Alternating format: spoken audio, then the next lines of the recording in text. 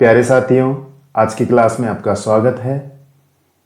तो आ जाइए साथियों, इस क्लास में हम शुरू करने जा रहे हैं स्वतंत्र घटनाओं के बारे में। स्वतंत्र घटनाएं क्या होती हैं, उससे पहले हमें थोड़ा सा वापस से पीछे जाना होगा कि प्रायिकता का गुणन नियम क्या था। भाई, प्रायिकता का गुणन नियम क्या था, देखिए पीईएफ ये हम स्वतंत्र घटनाएं पढ़ रहे हैं, लेकिन ये प्रायिकता का गुणन नियम लिख रहे हैं, ठीक है ना। अभी इससे मैटर नहीं करता। तो पीईएफ बराबर था पीएफ बटा ई। पीईएफ क्या था, दोनों घटनाओं की युगपत घटित होने को दर्शाता था, ठीक है। अब यहां पर इसका मतलब क्या था कि पीई और एफ के साथ साथ घटित होने को हम अगर व्यक्त करते थे तो पीई पीएफ बटा ई। पीई क्या था, पहली घटना का घटित होना, और पीएफ बटा ई ये जो दूसरी घटना एफ घटित होती थी वो किस पर निर्भर करती थी, ई पर। कि जैसे हम एग्जांपल लें कि किसी थैले में से वो गेंद निकालने का ना, तो वो जो पहली गेंद निकाली गई है वो वापस से रखी जा रही है या नहीं, ठीक है। तो ये दूसरी वाली घटना पहली वाली पर निर्भर कर रही थी, ठीक। अब देखिए, तो अगर ये दूसरी वाली घटना पहली वाली पर निर्भर नहीं करे, है ना, दूसरी वाली घटना पहली वाली पर निर्भर नहीं करे, चूंकि हम जानते हैं कि प्रायिकता के गुणन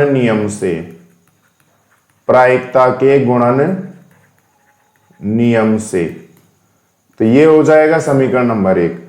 अब देखिए, अब हम टॉपिक क्या पढ़ रहे हैं, स्वतंत्र घटनाएं। क्या पढ़ रहे हैं, स्वतंत्र घटनाएं। स्वतंत्र, इंडिपेंडेंट, किसी पर निर्भर ही नहीं करें, है ना। परतंत्र मतलब किसी पर निर्भर करता है, ठीक है। तो हमका चाही आजादी। स्वतंत्र मतलब जो किसी पर निर्भर नहीं कर रहे, मजाक नहीं कर रहे, ये यही टॉपिक पढ़ रहे हैं, है ना। मतलब जो आजाद हो, जो किसी पर निर्भर नहीं करे, ठीक है, जो किसी पर निर्भर नहीं करे, सीधी सी बात ये है। तो ये जो पी एफ बटा ई है, अगर पी एफ बटा ई का मतलब क्या है भाई साहब, मुझे बताइए। मुझे तो ये बता दीजिए कि पी एफ बटा ई का मतलब क्या है। इसका मतलब है कि एफ के घटित होने की प्रायिकता कब, जब ई के घटित होने की सूचना हमें मिल जाए, ठीक है, यही है। मतलब एफ का घटित होना ई के घटित होने पर निर्भर करता है, ठीक, ये इस पर निर्भर कर रहा है। तो अगर ये निर्भर ना करे तो स्वतंत्र होगा। अब तो क्या है, परतंत्र इस पर निर्भर कर रहा है, अगर निर्भर नहीं करे तो स्वतंत्र होगा। और स्वतंत्र होगा तो इसका मतलब क्या है कि ई के घटित होने न होने का इस पर कोई प्रभाव नहीं पड़ेगा। मैं फिर से कह रहा हूं कि ई के घटित होने और घटित न होने का प्रभाव नहीं पड़ेगा। और अगर प्रभाव नहीं पड़ेगा तो मेरे भाई पीएफ बटा ई को क्या पीएफ लिख सकते हैं क्या, क्योंकि ई पर तो ये निर्भर ही नहीं कर रहा। ई घटित होता है या नहीं होता इसको कोई मतलब ही नहीं है। तो पीएफ बटा ई को क्या लिख सकते हैं हम, पीएफ लिख सकते हैं क्या, बोलिए लिख सकते हैं क्या, लिख सकते हैं, बिल्कुल लिख सकते हैं। अगर निर्भर ही नहीं करता भाई, पीएफ बटा ई का मतलब क्या है कि एफ ई पर निर्भर करता है। और जब अगर ये निर्भर ही नहीं करता तो पीएफ बटा ई को हम सीधा पीएफ लिख सकते हैं ना, कि ई से इसका कोई लेना देना है ही नहीं है, तो पीएफ लिख दीजिए। लिख दें तो देखिए, अब यदि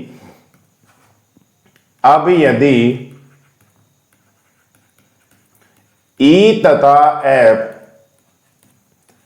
किसी प्रतिदर्श समष्टि कैपिटल एस की दो स्वतंत्र घटनाएं हैं, तब पीएफ बटा ई बराबर पीएफ होगा, ठीक। स्वतंत्र घटनाओं की आप परिभाषा लिखना चाहो तो लिख लेना शुरू में। यहां पर ऐसी घटनाएं, दो या दो से अधिक, है ना, दो या दो से अधिक ऐसी घटनाएं जिनका घटित होना एक दूसरे पर निर्भर नहीं करता। चलो मैं लिख भी देता हूं, दो या दो से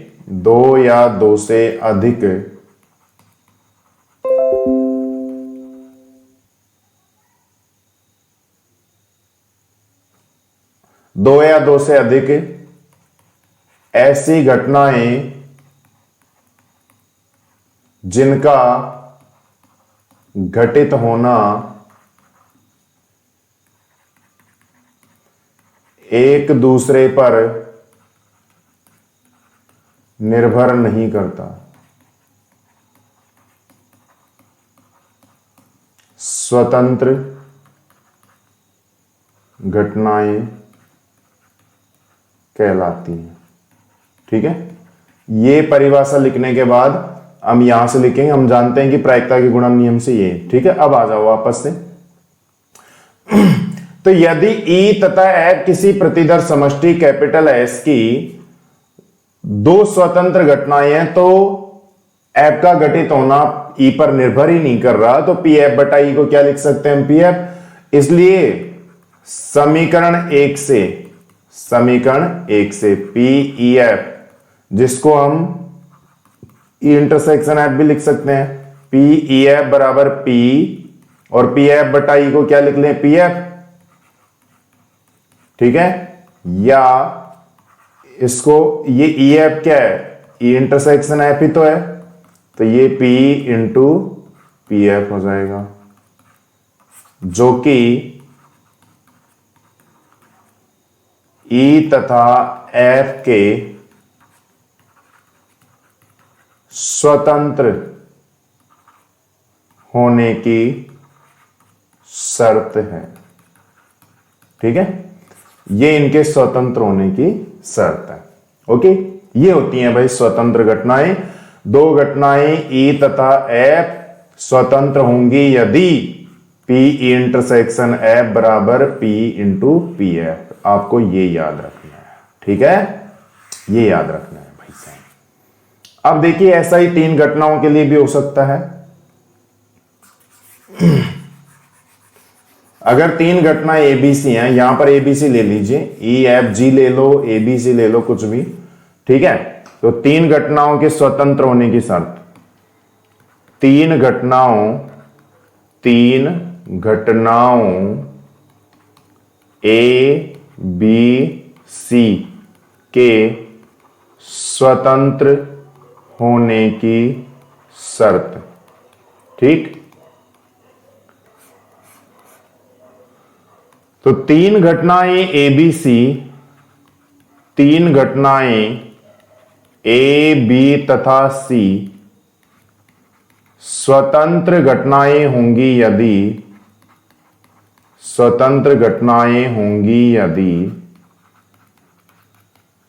देखो, अब तीन का हालांकि कोई क्वेश्चन होगा नहीं, लेकिन कब होंगी ये देख लीजिए। पी इंटरसेक्शन बी बराबर पी ए पी बी। ठीक है, पी बी इंटरसेक्शन सी बराबर P B P C, P C intersection A बराबर P C P A, and P A intersection B intersection C बराबर P A P B P C. ठीक है, sorry,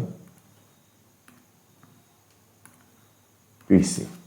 ये सारी शर्तें लागू होनी चाहिए, ऐसा नहीं कि एक कोई भी, सारी की सारी शर्तें लागू होनी चाहिए। जैसे 1 2 3, ये शुरू की 3 शर्त लागू हो गई, ये नहीं हो रही ना, तो स्वतंत्र नहीं होंगी। ये सारी की सारी शर्तें लागू होनी चाहिए, तब जाके स्वतंत्र होंगे, अन्यथा नहीं होंगे। ठीक है ना, ये तीन घटनाओं के स्वतंत्र होने की शर्त है। अब सुन लीजिए, अब मेरी बात अच्छे से सुन लीजिए। अभी तक भी मेरी बात ही सुन रहे थे और आगे भी मेरी सुन लो।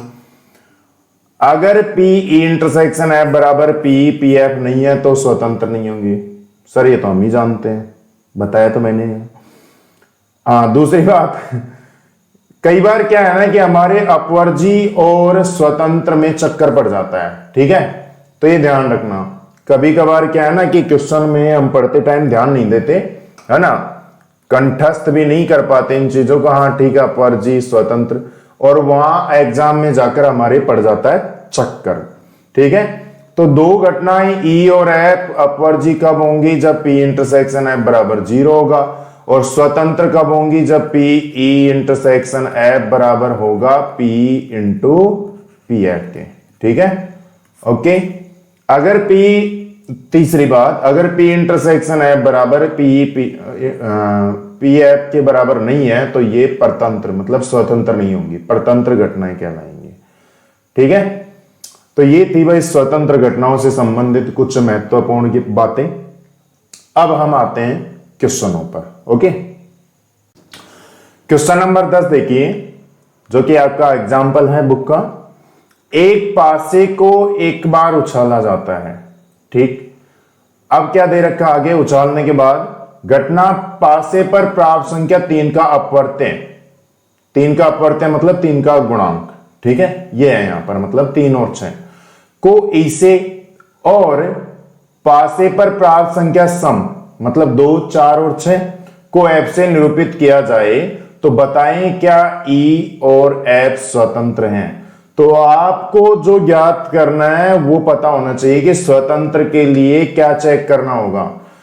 ई और एफ स्वतंत्र कब होंगी? जब P E intersection F equal to P into P F होगा। ओके, तो देखिए पासे को उछालने पर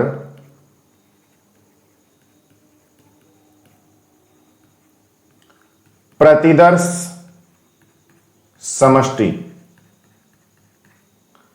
एस बराबर 1, 2, 3, 4, 5, 6।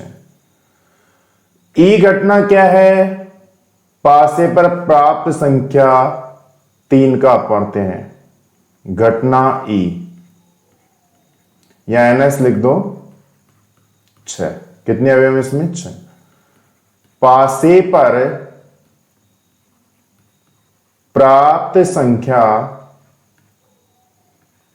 3 का अपवर्त्य है। ठीक है, मतलब ई क्या हो जाएगा? 3 और 6।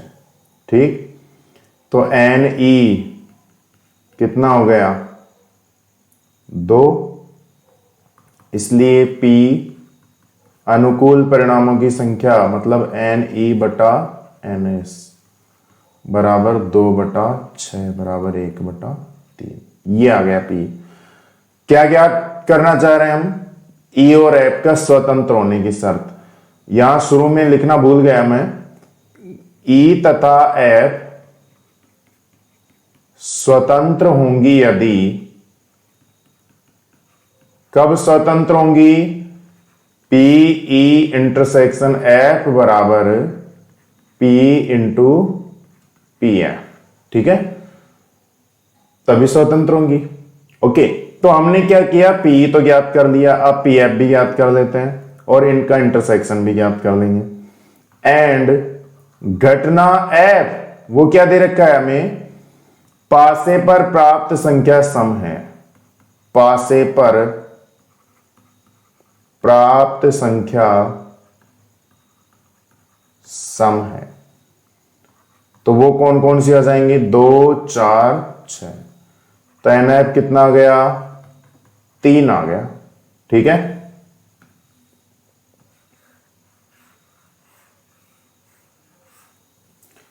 इसलिए पी एफ कितना हो जाएगा? एन एफ बटा एन एस मतलब 3/6 बराबर 1/2। अब इनका गुणा ज्ञात कर लीजिए पी इंटू पी एफ का। ठीक, पी कितना है? 1/3। पी एफ कितना है? 1/2 बराबर आ जाएगा 1/6। अब हमें देखना है कि पी इंटरसेक्शन एफ का मान भी इतना ही है क्या। ठीक है, ओके। पुनः ई इंटरसेक्शन एफ, दोनों में कॉमन अवयव ई ये रहा, एफ ये रहा, कॉमन अवयव कौन सा है? 6 ही है केवल। तो एन ई इंटरसेक्शन एफ कितना हो गया? 1। इसलिए P इंटरसेक्शन F अनुकूल परिणामों की संख्या N E इंटरसेक्शन F बटा कुल परिणामों की संख्या NS बराबर 1/6। ओके, तो P इंटरसेक्शन F का मान कितना आ गया 1/6 और P इंटू पी एफ का मान कितना आ गया 1/6। Implies that P E intersection F बराबर P इंटू पी एफ। अतः E तथा F स्वतंत्र घटनाएं हैं। बस यही तो चेक करना था। ओके, उदाहरण नंबर 8 देखिए। एक अनभिन्नत पासे को 2 बार उछाला गया। ठीक है, 2 बार पहले ही उछाल दिया हमने, है ना। आपको उछालने के लिए आफत छोड़ा ही नहीं है। पासे को 2 बार उछालने पर प्रतिदर समष्टि ये आती है, आप जानते हो अच्छे से। ठीक है, ये आ जाएगी तो NS अपने पास हो जाएंगे 36।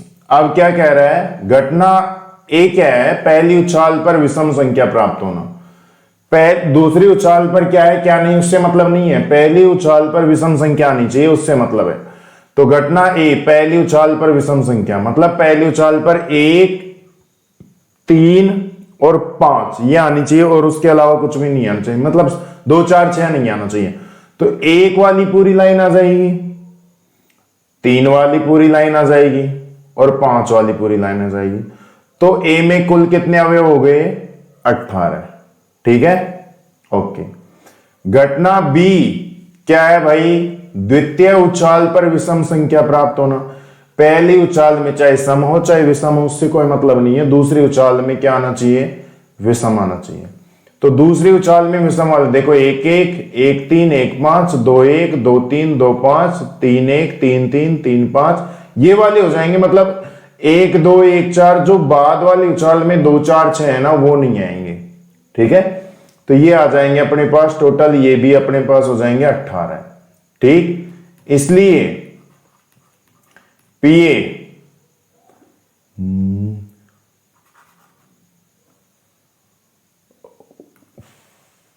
इसलिए पीए बराबर NA बटा NS बराबर कितना हो जाएगा 18/36 बराबर 1/2 एंड PB बराबर NB बटा NS।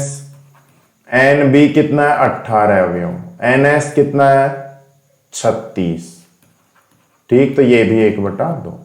अब क्या कह रहा है, क्या रहा है, घटनाओं A और B के स्वातंत्र्य का परीक्षण कीजिए, मतलब स्वतंत्र घटनाएं है या नहीं। तो वही देखना है, PA और PB का गुणनफल किसके बराबर आना चाहिए, PA इंटरसेक्शन B के बराबर आ जाना चाहिए। ठीक है, तो मेरे हिसाब से इसको मिटा देते हैं। ठीक है, इसकी कोई इतनी अब जरूरत नहीं है। अब देखिए, अब A इंटरसेक्शन B इन दोनों में कॉमन अवयव देख लीजिए, 1, 1, 1, 1, 1, 2 इसमें तो 2 हो ही नहीं सकता क्योंकि द्वितीय उछाल में विषम संख्याएं हैं। तो 1, 1, 1, 3, 3, 1, 3, 3, 5, 1, 5, 3 बस यही है। ठीक है, 1, 1, 1, 3 है ना, और 1, 5, हाँ 1, 5 भी तो होगा, उसको तो भूल ही गए। 1, 5, 3, 1, 3, 3, 3, 5, 5, 1, 5, 3, 5, 5।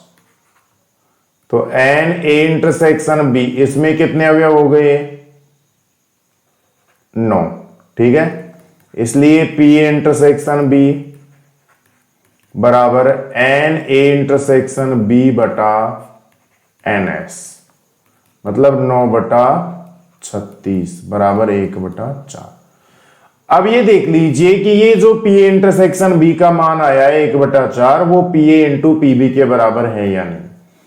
अब यहां पर PA इंटू PB भी देख लीजिए, PA इंटू PB बराबर अपने पास आ रहा है 1/2 इंटू 1/2 बराबर 1/4। ठीक, तो इंप्लाइज दैट, देखिए भाई P इंटू पी बी 1/4 आ रहा है, P इंटरसेक्शन B बराबर B 1/4 आ रहा है, ठीक है। तो implies that P A intersection B अपने पास आ गया P A into P B, ठीक है।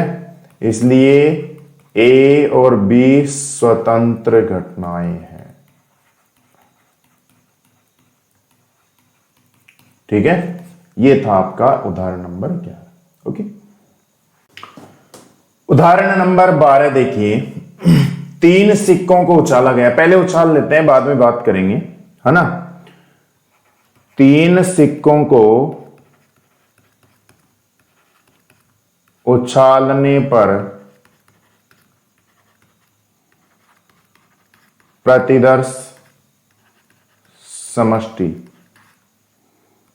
S बराबर क्या होगी, H H H, H H T, H T H, T H H, H T T, T H T, T T H, T T T. तो अपने पास आ गए कुल परिणाम 8। आगे पढ़िए। मान लिया घटना ई 3 चित्त या 3 पट, घटना ई 3 चित्त या 3 पट। तो ई क्या हो जाएगी, एच एच एच या टी टी टी, ये हो जाएगी। मान भी ज्ञात करते चले साथ साथ। तो एन ई क्या हो जाएगा, 2, इसलिए पी क्या हो जाएगा, एन ई बटा एन एस बराबर 2/8 बराबर 1/4। ओके, घटना एफ, घटना एफ क्या है, न्यूनतम 2 चित्त प्राप्त होना, न्यूनतम 2 चित्त, ठीक। तो एफ क्या हो जाएगी भाई, 2 चित्त तो होने ही चाहिए, उससे कम नहीं, है ना, उससे ज्यादा हो सकते हैं, ठीक है। मतलब 2 या 3 चित्त, 4 बार तो उछाला ही नहीं है, 4 की तो बात ही नहीं करेंगे। तो 2 से कम 1 या 0 चित्त नहीं होना चाहिए, 2 या 3, ठीक है।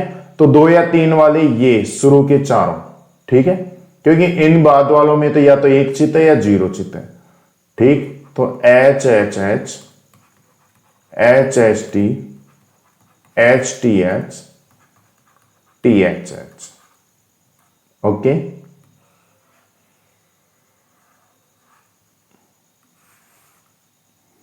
तो एन एफ अपने पास कितना आ गया, 4, है ना।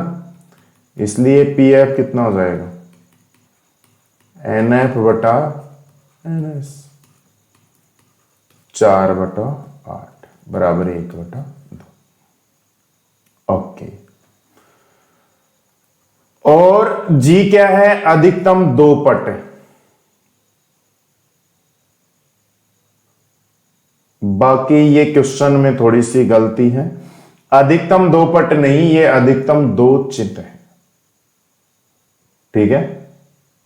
उससे ज्यादा चित्त नहीं होनी चाहिए, उससे कम कितने भी हो। तो ये है ना, पट को काटकर आप चित्त करो। यहां पर ये जो पट है ना, यहां ये देखिए, इसको आप चित्त करो,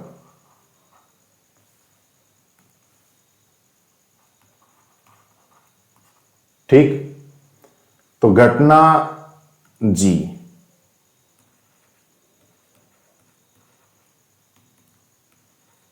अधिकतम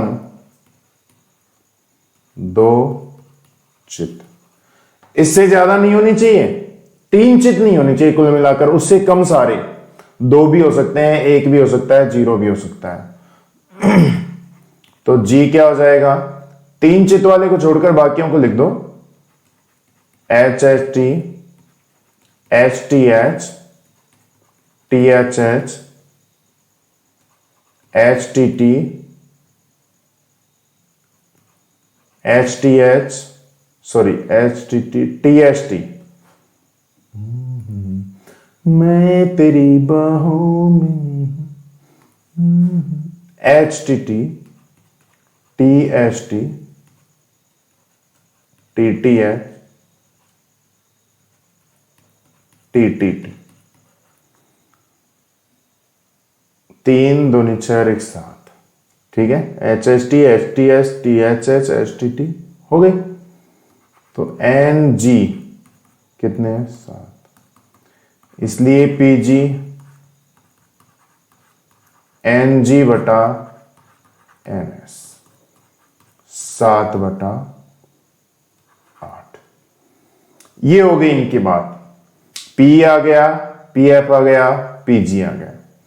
अब क्या चेक करना है, देखिए जैसा जैसा ये कहता जा रहा है वैसे वैसे हम करते जा रहे हैं, है ना। अब आगे भी सुन लीजिए क्या कह रहा है। युग्म EF EG और FG में से कौन से स्वतंत्र है, कौन से पराश्रित हैं? स्वतंत्र देखो E और F स्वतंत्र होंगे यदि PE इंटरसेक्शन F बराबर P इंटू PF। तो P PF PG तो ज्ञात कर लिया, ठीक है। अब आ जाइए इस पर, पहला इसको पहला मान लेती है, ठीक है, पहला मान लेते हैं इसको। EF स्वतंत्र होंगी यदि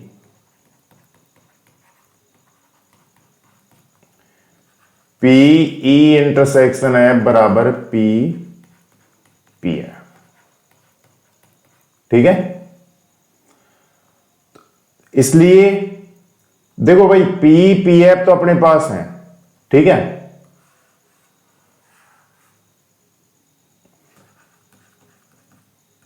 P PF इनकी वैल्यू ज्ञात कर लीजिए। P की कितनी है? 1/4 और PF की कितनी है?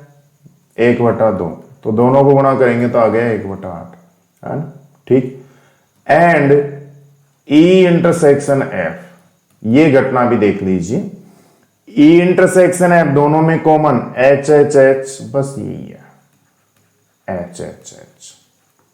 तो इंप्लाइज दैट, मैं इसी लाइन में लिख देता हूं भाई जगह की कमी की वजह से। एन E इंटरसेक्शन F कितना आ गया? 1, इसलिए P इंटरसेक्शन F अनुकूल परिणाम कितना है? 1, कुल परिणाम NS कितना है? 8।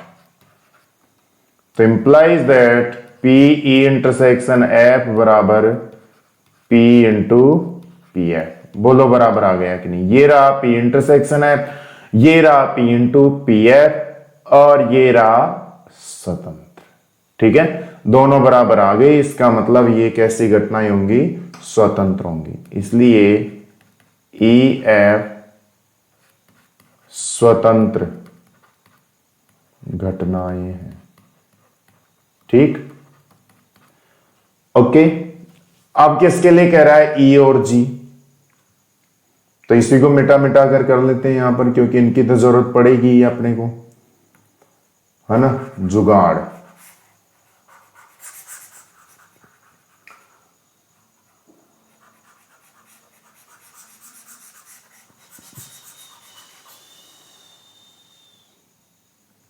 सेकंड देखिए, E G स्वतंत्र होंगी यदि, इधर ही लिख देता हूं, PE इंटरसेक्शन G बराबर P इंटू PG, ठीक है। अगर बराबर आ जाती है तो स्वतंत्र, बराबर नहीं आती है तो पराश्रित, ठीक है। तो अब P इंटू PG देख लीजिए पहले तो, P इंटू PG। P कितना था? 1/4। PG कितना था? 7/8। तो 7/8 चौक 32, ठीक है। अब E इंटरसेक्शन G, E और G में कॉमन अवयव E HHH TTT, G में केवल TTT। तो implies that n E intersection G कितने? 1, इसलिए PE intersection G n E intersection G बटा NS, वही 1/8। तो यहां क्या P इंटू पी जी 7/32 आ रहा है, जो P इंटरसेक्शन G 1/8 के बराबर है? नहीं है। तो P E intersection G is not equal to P into P G, इसलिए E G पराश्रित है। ठीक है, ये हो जाएंगे पराश्रित। ओके, अब क्या कह रहा है F और G, इसको भी देख लेते हैं भाई, लगे आप।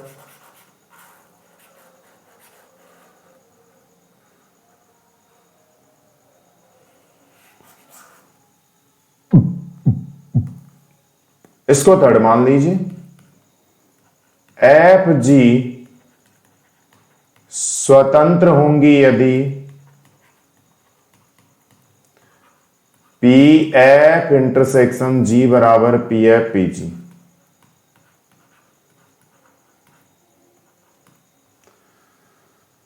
तो पहले तो पी एफ और पी जी, इनकी वैल्यू याद कर लीजिए, पी एफ पी जी का गुणा। पी एफ की वैल्यू कितनी है अपने पास? 1/2। पी जी की कितनी है? 7/8, तो यह जाएगी 7/16। अब एफ इंटरसेक्शन जी देखो, कॉमन अवयव एच एच एच नहीं है, H H T, H T H और टी एच एच, ये तीनों है, H H T, H T H और टी एच एच। तो एन एफ इंटरसेक्शन जी 3, तो implies that P F intersection G, सीधा लिख देता हूं एन एफ इंटरसेक्शन जी बटा एन एस, होता ही है, आप सूत्र लिख कर लेना, लेकिन मैं यहां पर सीधा लिख रहा हूं क्योंकि जगह की कमी है। 3/8। तो यहां चूंकि पी एफ इंटरसेक्शन जी की वैल्यू आई है 3/8 और पी एफ इंटू पी जी की वैल्यू है 7/16, क्या दोनों बराबर है? नहीं, नॉट इक्वल टू, इसलिए एफ जी पराश्रित घटनाएं हैं।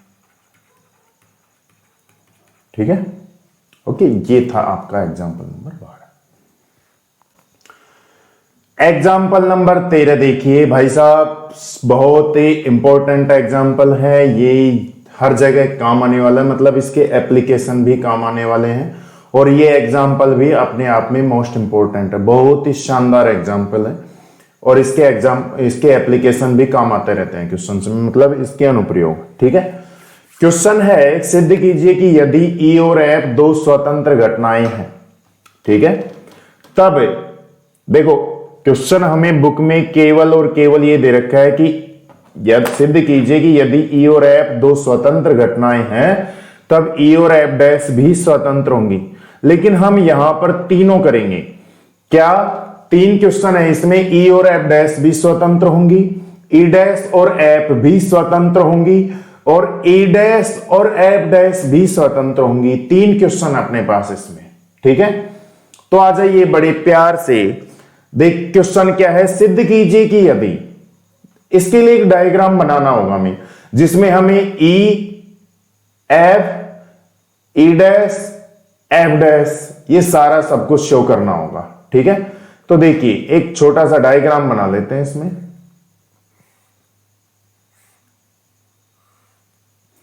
ये तो हो गया ई, ये हो गया एफ। ठीक है, और ये हो गया पूरा सार्वत्रिक समुच्चय यू। अब यहां पर हम प्रायिकता की बात कर रहे हैं, तो इसको हम मान लेते हैं एस। क्या मान लेते हैं? एस, इस पूरे को। ठीक है भाई, उसमें तो क्या होता है, सार्वत्रिक समुच्चय यू होता है, और यहां पर प्रायिकता में अगर बात करें तो सभी अवयव किस में होते हैं? एस में होते हैं। ठीक है, तो ये तो हो गया ई, ठीक, ये ई है ना। मन क्यों बहका रे बहका आधीरा, ये तो हो गया ई, और ये हो गया एफ।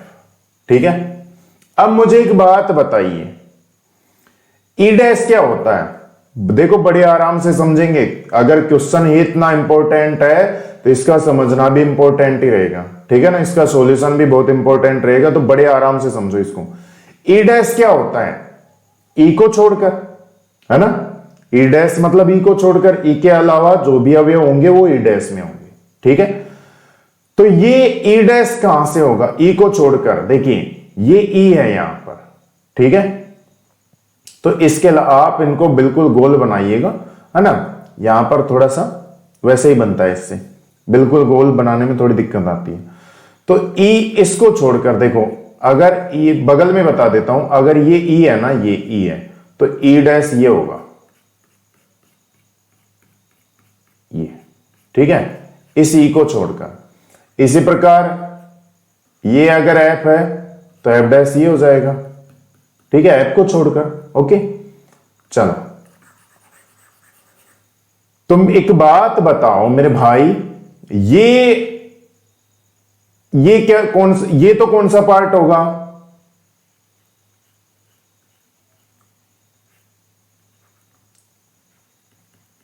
ई इंटरसेक्शन एफ, है ना, ये तो हो जाएगा ई इंटरसेक्शन एफ, ठीक। ये कौन सा पार्ट होगा, चलो मैं इसको थोड़ा सा डैश डैश डैश कर देता हूं,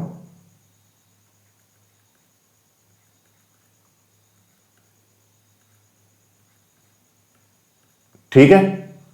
ये कौन सा पार्ट होगा, देखो यहां पर ई है, यहां तक जहां पर ये देखो ये प्लस घूम रहा है ना, जहां पर जिस लाइन पर घूम रहा है उसी पर देखिए, जिस कर्व पर घूम रहा है वहीं पर देखिए बस इधर। तो यहां तक ई है, और ये एफ को छोड़कर, एफ के अतिरिक्त पूरा भाग क्या होगा, एफ के लिए, केवल एफ के लिए एफ डैश होगा। अभी बात कर रहे थे हम कि एफ को छोड़कर एफ डैश होता है, ठीक है। तो ये यहां इसके अलावा सारा भाग क्या होगा, एफ डैश। तो ये जो ये पार्ट होगा यहां से, देखिए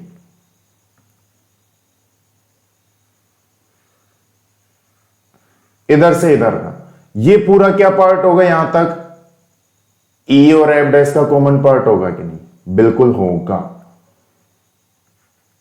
ई इंटरसेक्शन एफ डैश, ठीक है, बिल्कुल। क्यों, क्योंकि देखिए एफ को छोड़कर पूरा एफ डैश, इसमें जहां पे कहीं भी जाओ एफ डैश।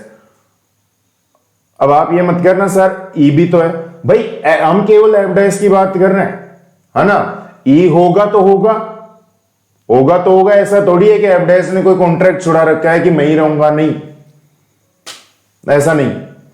एफ डैश की बात अलग है, ई की बात अलग है। एफ डैश का एफ से कोई मतलब नहीं, ई से तो हो सकता है ना, मतलब ई डैश का ई से तो कोई मतलब नहीं, लेकिन किसी और से तो मतलब हो सकता है ना। तो एफ डैश इस एफ को छोड़कर बाहर कहीं भी होगा, तो ई यहां तक है, ठीक है। तो दोनों का ये क्या होगा, ई और एफ डैश का कॉमन पार्ट हो गया कि नहीं, बोलो, ठीक है। ऐसे ही अगर इसकी बात करें,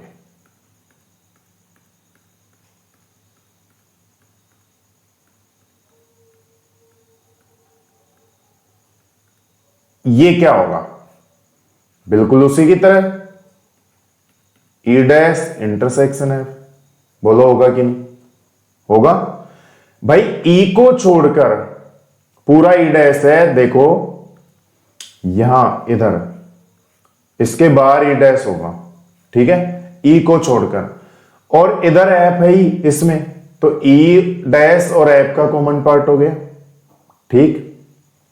अच्छा, ये तो हो गई डायग्राम की मान, ओके। अब आ जाइए, क्या कह रहा है, सिद्ध कीजिए कि यदि ई और एफ दो स्वतंत्र घटनाएं हैं, दिया है, क्या दिया है मेरे भाई, दिया है ई तथा एफ स्वतंत्र घटनाएं हैं।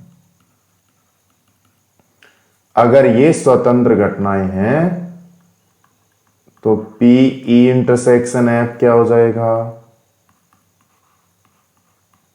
पी इंटू पी एफ हो जाएगा कि नहीं, समीकरण नंबर 1, ठीक। पहला क्वेश्चन, अब क्वेश्चन चाहे कोई सा भी सोल्व करो, पहला करो चाहे दूसरा करो चाहे तीसरा करो, ये जो ये है ना, ये वाला डिस्कशन ये सब में ही होगा, ये जो दिया है वो भी सभी में आएगा।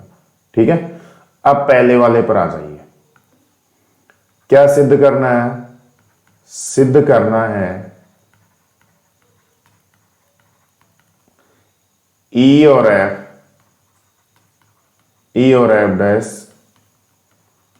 स्वतंत्र घटनाएं हैं। अर्थात हमें क्या सिद्ध करना है?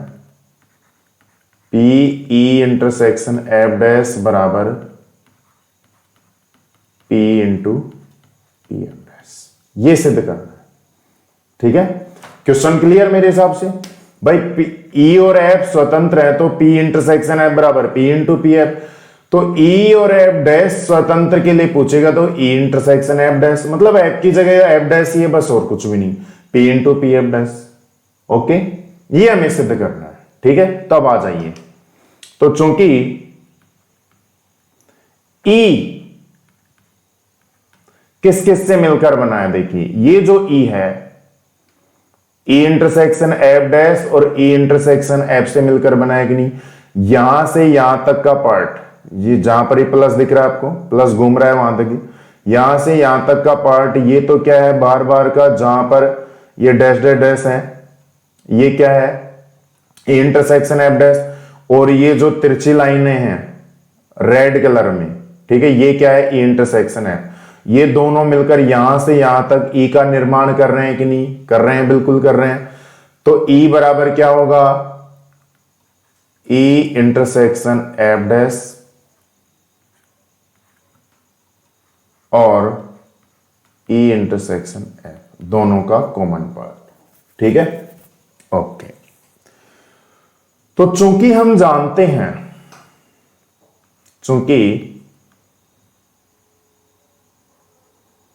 ये तो बाद में कर लेंगे, अगर ये इसके बराबर है तो इसकी प्रायिकता भी इसके बराबर होगी, इंप्लाइज दैट P बराबर P ई इंटरसेक्शन एफ डैश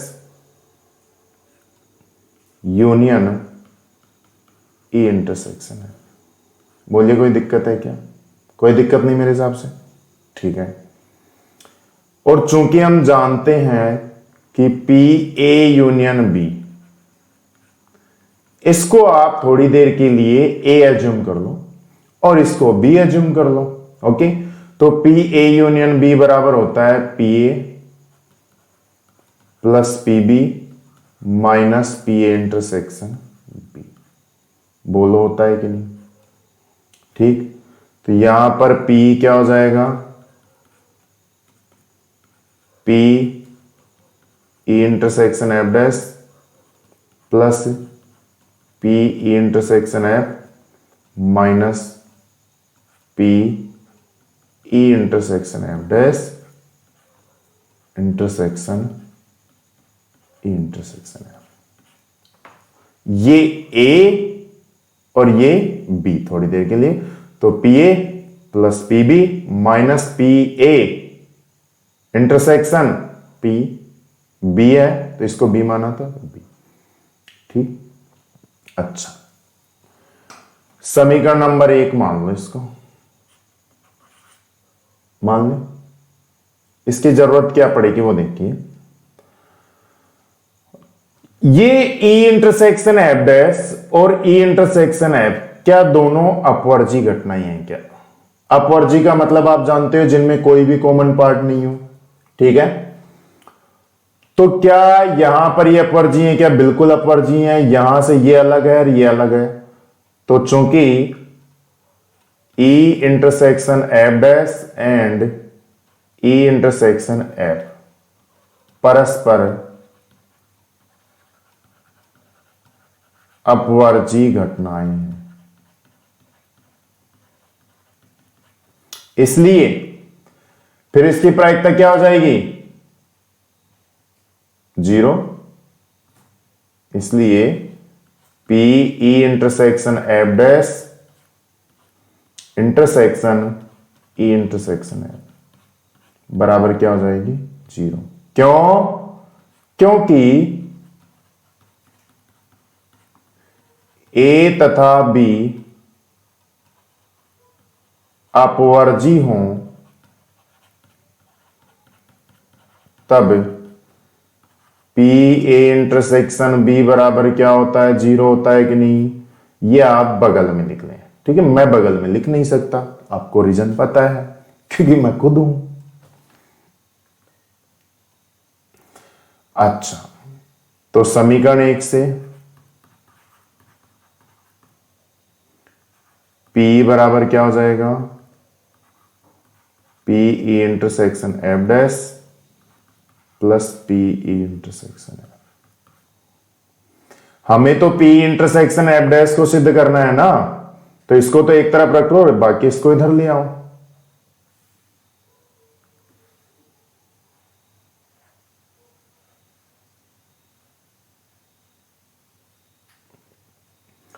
तो P ई इंटरसेक्शन एफ डैश बराबर, इसको तो रखा एक तरफ और इसको ले लिया इधर, तो P minus P intersection F हो जाएगा P minus P E intersection F, ठीक है।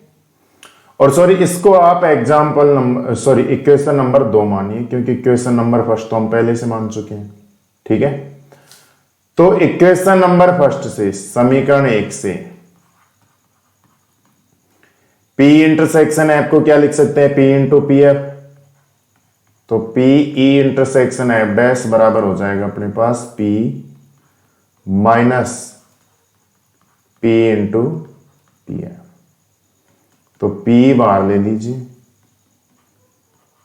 तो यहां से तो बचेगा 1 और यहां से क्या बचेगा P एफ। तो P ई इंटरसेक्शन एफ डैश बराबर क्या आ गया P, और 1 माइनस पी एफ क्या होता है भाई साहब पी एफ डैश। क्या सिद्ध करना था अपने को, P इंटरसेक्शन एफ डैश बराबर P into P F dash, P intersection F dash बराबर P into P F dash, इति सिद्धम। इसलिए E तथा एफ डैश भी स्वतंत्र घटनाएं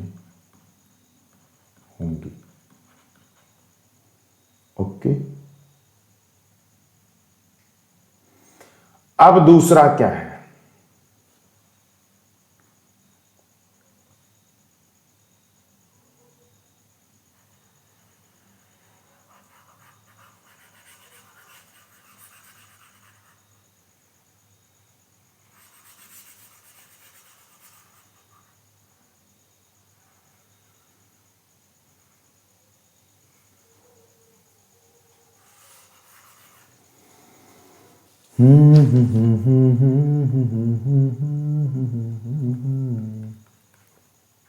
ई डैश और एफ भी स्वतंत्र, ई डैश तथा एफ स्वतंत्र घटनाएं होंगी यदि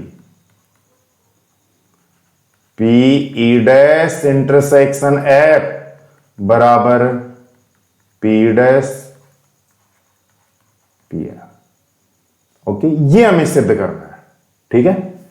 तो अब आ जाइए ई डैश और एफ, इसमें मतलब जो पहले में लिया था ना हमने ई बराबर ये, बिल्कुल सेम टू सेम एफ को लेकर चलना है, बिल्कुल सेम टू सेम। तो अब एफ बराबर क्या होगा ई इंटरसेक्शन एफ, ये जो एफ है ये ई इंटरसेक्शन एफ तो ये रहा, और ई डैश इंटरसेक्शन एफ, इन दोनों से मिलकर एफ बन रहा है यूनियन ई इंटरसेक्शन एफ। ई डैश इंटरसेक्शन एफ और ई इंटरसेक्शन एफ से मिलकर बन रहा है, ठीक है। इंप्लाइज दैट पी एफ क्या होगी P E dash intersection F union E intersection F, ठीक। चूंकि हम जानते हैं, चूंकि पी ए यूनियन बी बराबर P A plus P B minus P A intersection B. ठीक, और सीधा ही लिख दो ना यार इसको, इतना डिटेल से आप क्यों लिखते हो? आपने तो पढ़ भी रखा है ना कि यदि ई और ए और बी परस्पर अपवर्जी हैं तो पी ए यूनियन बी बराबर P A plus P B होता है कि नहीं? लिखना चाहो तो लिख दो, हालांकि मैं तो आपको डिटेल से बता रहा हूं पूरा। तो इंप्लाइज दैट पी एफ बराबर क्या हो जाएगा यहां पर? P E dash intersection F, मतलब इसको हम ए मान रहे हैं, इसको हम बी मान रहे हैं, ठीक है, प्लस पी बी मतलब P E intersection F minus P, इसको ए इसको बी, तो ई dash intersection F intersection E intersection F. ठीक है, यहां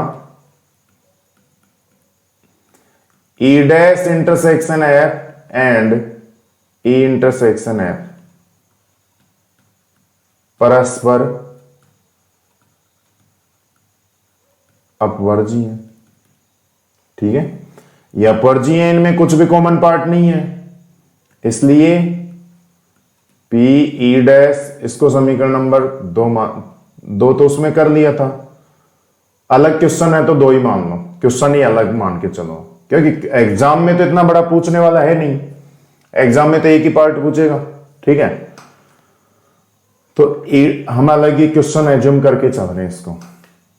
तो P dash intersection F intersection E intersection F बराबर क्या हो जाएगा? 0। वही कारण, क्योंकि ए तथा बी अपवर्जी हूं तब पी ए इंटरसेक्शन बी क्या होता है? 0।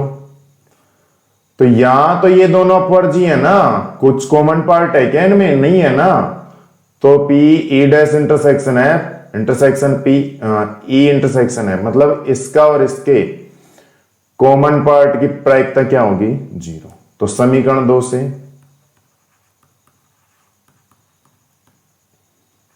पी एफ बराबर क्या होगी? P E dash intersection F plus P E intersection F. हमें क्या सिद्ध करना है? P E dash intersection F, मतलब इसको तो रखो एक तरफ, बाकियों को ले लो इस तरफ। तो P E dash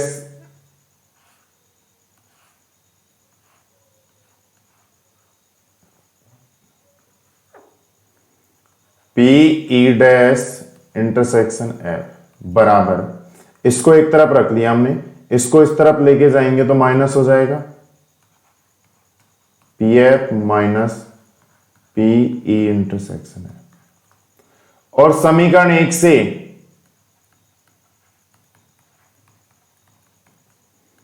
P E dash intersection F P F minus P E intersection F को क्या लिख सकते हैं समीकरण 1 से? P into P F, P into P F. P F आप कॉमन ले लीजिए, है ना, इसको पीछे की तरफ लिख लीजिए, नहीं तो एक स्टेप फालतू में और लिखनी पड़ेगी। पी एफ अगर हम कॉमन लेंगे तो यहां से तो 1 बचेगा और यहां से क्या बचेगा?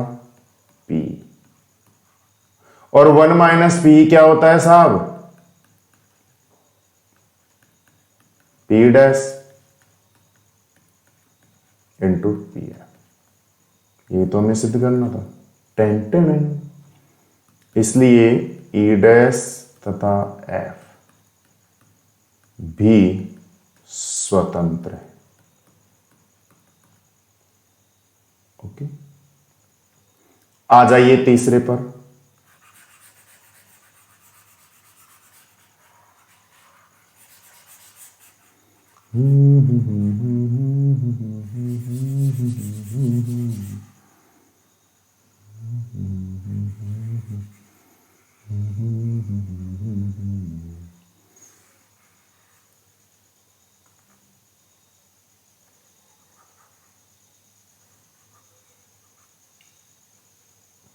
थर्ड क्वेश्चन क्या है?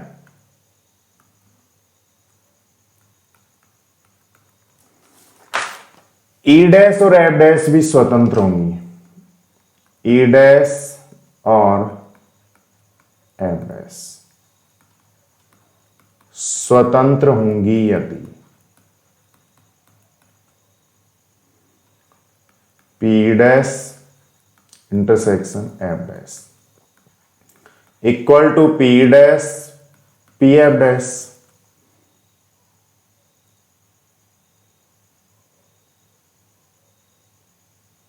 ठीक, इक्वेशन नाम देने की जरूरत नहीं है। अब देखिए इसको कैसे करना है। ई का आ गया, एफ का आ गया, अब क्या बचा? कुछ नहीं बचा, वाकई कुछ नहीं बचा। ये बच रहा है ना एस। एस बच रहा है। अब एस के लिए हमने कुछ लिखा ही नहीं था। तो ये देखिए एस किस किस से मिलकर बना है, मतलब किन दो घटनाओं का यूनियन है। तो ये ई और एफ, ये तो क्या है? ई यूनियन एफ। ये पूरा यहां से लेकर यहां तक ई यूनियन एफ है ना। एस बराबर ई यूनियन एफ। ये तो हो गया ई यूनियन एफ। एस किससे मिलकर बना है? ये पूरा एस है। तो ये तो हो गया ई यूनियन एफ। और ये बाहर का क्या बहेगी? ये क्या होगा? ई यूनियन एफ डैश होगा कि नहीं? अगर ये ई है तो बाकी ई डैश होगा। तो ये ई यूनियन एफ है तो बाकी ई यूनियन एफ डैश होगा कि नहीं? होगा ना। तो ये अगर ई यूनियन एफ है तो बाहर का ई यूनियन एफ डैश होगा कि नहीं? और ये दोनों मिलकर, ये और ये बाहर वाला मिलकर एस बन रहे हैं कि नहीं? बन रहे हैं। ये जो पार्ट है, ये खुला वाला पार्ट, ये है ई यूनियन एफ डैश। ठीक है। तो ये किस किस से मिलकर बना है? ई यूनियन एफ और E union F dash. Okay. और आपको पता होना चाहिए कि ई और ई डैश स्वतंत्र होती हैं। तो ई यूनियन एफ और E union F dash, sorry, oh mistake, blunder mistake. आपको पता होना चाहिए कि ई और ई डैश अगर अपवर्जी होती हैं तो ई यूनियन एफ और ई यूनियन एफ डैश, ये डैश इसी का तो है। ये वाला जो डैश लगा है ये ई यूनियन एफ इसी का तो डैश है।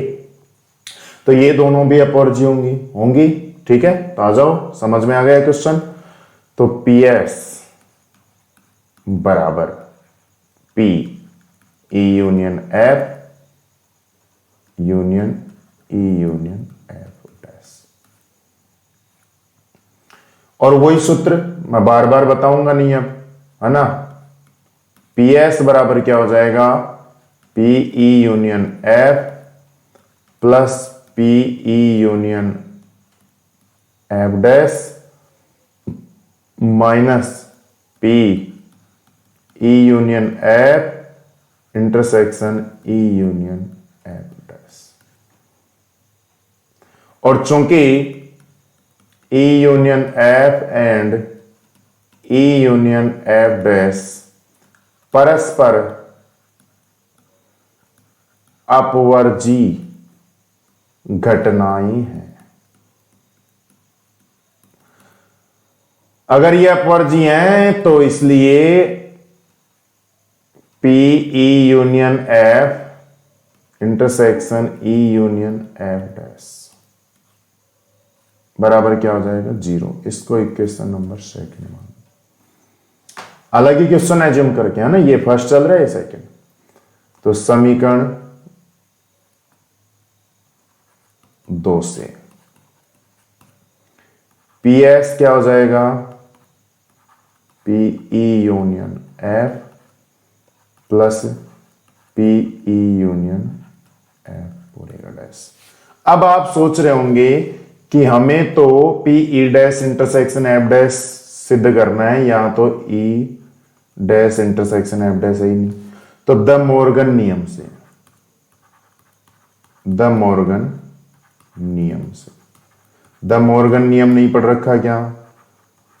पी एस बराबर P E union F plus P, यहां से डैश को अगर अंदर ले जाते हैं तो ये यूनियन इंटरसेक्शन में बदल जाता है, और अगर यहां पर इंटरसेक्शन होता तो वो यूनियन में बदल जाता। मतलब मेरा क्या है कहने का कि डैश को अगर अंदर लेंगे तो ई डैश इंटरसेक्शन एफ डैश हो जाएगा द मॉर्गन नियम। अब हमें P E dash intersection F dash ये सिद्ध करना है, तो इसको तो रखो एक तरफ, बाकियों को दूसरी तरफ। ठीक है, तो P E dash intersection F dash बराबर हो जाएगा अपने पास P S minus P E union F. ठीक है, अब पी ई यूनियन एफ का सूत्र लगा लीजिए, और पी एस, खुद पी एस की प्रायिकता क्या होती है, एक होती है ना भाई। पी एस का मान क्या होगा, एक होगा, तो P E dash intersection F dash बराबर हो जाएगा एक माइनस पी एस का मान एक, पता होना चाहिए आपको, खुद प्रतिदर्श समष्टि की प्रायिकता होती है एक, और पी ई यूनियन एफ की वैल्यू लिख लीजिए P plus P F minus P A intersection है। कोई दिक्कत? इस माइनस को अंदर खोल लीजिए पहले, फिर लगाएंगे समीकरण एक। P E dash intersection F dash बराबर 1 minus P F plus P E intersection है। कोई दिक्कत? समीकरण एक से P E dash intersection F dash बराबर 1 माइनस पी एफ, और पी इंटरसेक्शन एफ को क्या लिख सकते हैं, P into P F plus P into P F. अब 1 माइनस पी क्या होगा, पी डैश। इसको आप थोड़ी देर के लिए जैसे यहां से हम ब्रैकेट लगाकर सोचें, तो 1 माइनस पी क्या होगा, पी डैश हो जाएगा। ठीक है, तो बराबर इसी के बराबर चल रहा है, इसको नहीं लिख रहा मैं जगह की कमी की वजह से, तो ये हो जाएगा पी डैश। ठीक, और यहां से आप पी एफ कॉमन ले लीजिए माइनस का पी एफ अगर कॉमन लेंगे तो यहां से होगा प्लस का एक, और ये माइनस का प्लस में से कॉमन ले लिया तो यहां से बचेगा माइनस। ठीक है, और पी एफ हमने कॉमन लिया तो क्या बचेगा, पी, और 1 माइनस पी फिर से क्या हो जाएगा, पी डैश। तो P dash minus P F into P dash. बोलिए कोई दिक्कत है क्या? और मेरे हिसाब से थोड़ा सा यहां से मिटा लेना चाहिए, अब जगह की कमी है, वास्तव में कमी है अपने पास।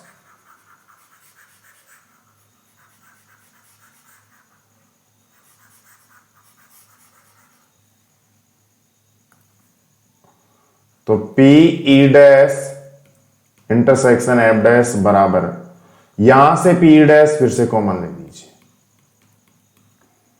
तो यहां से तो क्या बचेगा एक, और माइनस यहां से क्या बचेगा, पी एफ।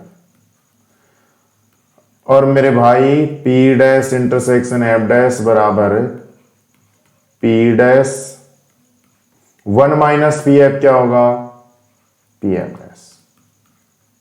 आ गई शर्त? अतः ई डैश तथा एफ डैश भी स्वतंत्र घटनाएं। ओके, इति सिद्धम। ये बहुत शानदार क्वेश्चन था, इसके एप्लीकेशन भी आएंगे, तो आपको इस क्वेश्चन को अच्छे से क्लियर कर लेना चाहिए। ओके, एग्जाम्पल नंबर 14 देखिए। यदि ए और बी स्वतंत्र घटनाएं हैं, मतलब आपके दिमाग में आ जाना चाहिए पहले ही कि पी ए इंटरसेक्शन बी बराबर क्या होगा, P A into P B, स्वतंत्र आते ही। ठीक है, तो ए या बी में से न्यूनतम, ए या बी, या मतलब यूनियन। ठीक है, या मतलब यूनियन, इंटरसेक्शन मतलब और। ठीक है, या मतलब यूनियन, और मतलब इंटरसेक्शन। न्यूनतम एक के होने की प्रायिकता equal to 1 minus P A bar P B bar. आपको देखो इस एग्जाम्पल को नहीं समझना, इस एग्जाम्पल को ही नहीं समझना, इसकी लैंग्वेज को अच्छे से समझ लेना है। ठीक है, अच्छे से समझने का मतलब क्या है कि आपके कई क्वेश्चन आएंगे इससे रिलेटेड। ठीक है, तो इस एग्जाम्पल को नहीं, इसके एप्लीकेशन भी हैं कई, है ना। ये वास्तव में ऐसा है एक तरह से कि किसी घटना के कम से कम एक बार, न्यूनतम का मतलब यही होता है, न्यूनतम एक का मतलब कम से कम एक बार घटित होना बराबर 1 माइनस, देखो ए 1 माइनस क्या है, P A dash P P dash. अब पी ए डैश का मतलब क्या है, ए घटित नहीं होना, पी बी डैश का मतलब बी घटित नहीं होना। तो इसका मतलब क्या हुआ कि किसी का भी घटित नहीं होना। ठीक है, तो किसी घटना के कम से कम एक बार घटित होने की प्रायिकता होगी 1 माइनस उसका किसी भी बार घटित न होना। ठीक है, ये लास्ट में लिख भी लेंगे, लेकिन इसके पीछे जो साइकोलॉजी है वो साइकोलॉजिकल इफेक्ट बता रहा हूं मैं आपको, कि ये क्वेश्चन आपको उदाहरण के रूप में तो समझना ही है, लेकिन इसको एक तरह से आपको रटना है, मतलब याद भी करना है। ठीक है, क्योंकि इसके एप्लीकेशन यूज हो रहे हैं। ओके, तो देखिए पहले इसको सोल्व कर लेते हैं, फिर इसके सूत्र के बारे में भी जानेंगे। ठीक है, और उसको बाकायदा एक एग्जाम्पल की सहायता से जानेंगे। ठीक, तो देखिए क्या है, ए या बी में से पी, ए या बी में से न्यूनतम एक के होने की प्रायिकता, प्रायिकता बोले तो पी, और ए या बी में से, ए या बी में से न्यूनतम एक के होने की। ठीक है, इसका मतलब क्या है, पी ए यूनियन बी, या का मतलब यही होता है। और ये न्यूनतम चाहे लगाओ और चाहे मत लगाओ, क्यों, क्योंकि ए यूनियन बी का मतलब क्या है कि न्यूनतम एक में तो है ही वो। ए यूनियन बी के अवयवों का मतलब क्या है कि किसी भी एक समुच्चय में तो है ही, या तो ए में या बी में या दोनों में। ठीक है, तो ये क्या होगा, पी ए यूनियन बी का सूत्र P A plus P B minus P A intersection B. ठीक, अब भाई साहब क्या कह रहा है, ए और बी स्वतंत्र हैं। चूंकि मैं थोड़ा सा इधर लिख लेता हूं, चूंकि ए तथा बी स्वतंत्र हैं, इसलिए पी ए इंटरसेक्शन बी क्या होगा, P A into P B हो जाएगा कि नहीं, बोलिए हो जाएगा कि नहीं। तो भाई साहब ये हो जाएगा P A plus P B minus P A into P B, ये हो जाएगा। अब ये यहां से पी ए ऐसे कैसे, यहां से आप देखिए क्या कॉमन आ रहा है, पी बी कॉमन आ रहा है कि नहीं, तो यहां से 1 माइनस पी ए हो जाएगा। ठीक, और ये जो पी ए है, ये 1 माइनस पी ए, ये क्या बनेगा, पी ए डैश बनेगा। और इस पी ए को भी आप इसको देखते हुए, इस सिचुएशन को देखते हुए इस पी ए को भी क्या लिख लें, 1 माइनस पी ए डैश लिख लें कि बोलो, बोलो लिख सकते हैं कि नहीं, प्लस पी बी और ये पी ए डैश। ठीक, तो 1 माइनस पी ए डैश, अब देखो यहां पर भी पी ए डैश है, यहां पर भी पी ए डैश है, कॉमन ले लीजिए पी ए डैश। तो ये माइनस का कॉमन लिया है तो ये तो हो जाएगा प्लस का एक, भाई इन दोनों में से कॉमन ले रहे हैं हम, तो ये तो हो जाएगा प्लस, और प्लस में से माइनस कॉमन लिया तो माइनस, पी ए डैश यहां से कॉमन लिया है तो यहां पर क्या बचेगा, पी बी। ठीक है, तो 1 माइनस पी बी क्या होगा, पी बी डैश हो जाएगा कि नहीं, बोलिए। ठीक है, तो ये हो गया 1 minus P A dash P B dash. एक तरह से ये क्या है, किसी भी घटना के घटित होने की प्रायिकता, किसी भी घटना के न्यूनतम या कम से कम एक बार घटित होने की प्रायिकता एक बराबर क्या होगी, 1 माइनस पी ए डैश मतलब घटित नहीं हो रहा, और पी बी डैश भी घटित नहीं हो रहा, 1 माइनस किसी भी बार घटित न होने की प्रायिकता। ठीक है, एक तो ये एग्जाम्पल हो गया, और आप इसके अलावा इसी एग्जाम्पल के एप्लीकेशन के लिए सूत्र भी लिख लीजिए। ठीक है, ये अलग से सूत्र लिख लीजिए आप। तो सूत्र क्या हो जाएगा, नोट डालकर ही लिख लीजिए, किसी दी गई घटना के कम से कम एक बार, ठीक है, जिसको हम न्यूनतम एक बार भी लिखते हैं, घटित होने की प्रायिकता बराबर 1 माइनस किसी भी बार घटित न होने की प्रायिकता।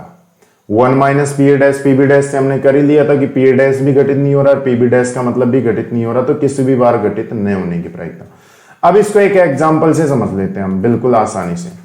जैसे एक सिक्के को 3 बार उछाला, ठीक है, तो 3 बार उछालने पर प्रतिदर समष्टि आएगी। बिल्कुल देखो, छोटा सा एग्जांपल है, फटाफट समझा दूंगा, आप समझ लीजिए, आपको हमेशा के लिए क्लियर हो जाएगी ये चीज।